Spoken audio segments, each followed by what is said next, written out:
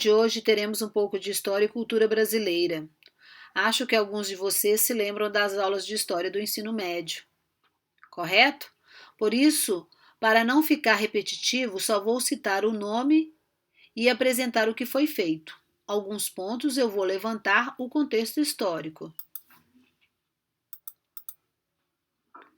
Em 1500, os portugueses chegaram ao Brasil. Neste momento, tínhamos as práticas da medicina natural, como com o uso de ervas e plantas e toda essa sabedoria vinda dos índios.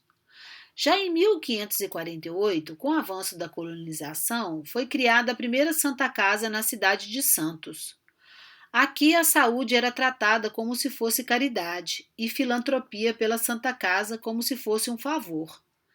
Era tanto um favor que nessa época só havia 4 médicos vindos de Portugal e trabalhavam no Rio de Janeiro. O resto do Brasil tinha ajuda de curandeiros, barbeiros, parteiras, os antigos boticários, pajé e qualquer coisa que de alguma forma apresentava melhora diante das doenças.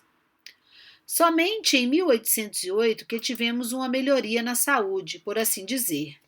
E isso só aconteceu porque a família real portuguesa fugiu para o Brasil. E com a vinda deles, foi fundadas as escolas médicas e a criação de hospitais militares. Já em 1850, foi criada a Junta Central de Higiene Pública, mais de 40 anos depois que a saúde da população se tornou uma preocupação real no Brasil Império, no século XIX. A saúde e o sanitarismo era uma coisa só, e o Estado deveria intervir na propagação das epidemias, através do controle sanitário das cidades, dos portos e navios. Preste atenção aqui, o SUS também tem algumas funções sanitárias hoje. Lembrando aqui também foi o início da pioneira Ana Nery. Já em 1897, houve a criação da Diretoria Geral de Saúde Pública. E por incrível que pareça, essa junta estava sob responsabilidade do Ministério da Justiça.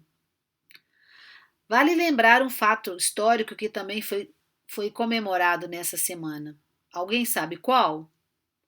Na quarta-feira, dia 13 de maio, foi o dia que se findou a escravidão no país, e o ano foi em 1888. Em menos de 9 anos, foi preciso se preocupar realmente com a higiene pública.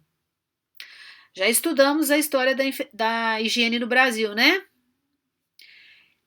Já em 1920, houve a criação do Departamento Nacional de Saúde Pública.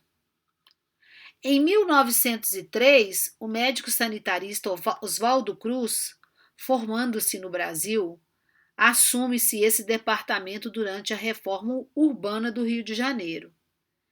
Ele tinha um exército de 1.500 guardas para ajudar a organizar a cidade. Oswaldo Cruz ajudou a combater diversas epidemias no Brasil, pois ele tinha um alto conhecimento de microbiologia quando estudou na França. Depois dele, o médico Carlos Chagas se tornou diretor para auxiliar ao combate da epidemia de malária.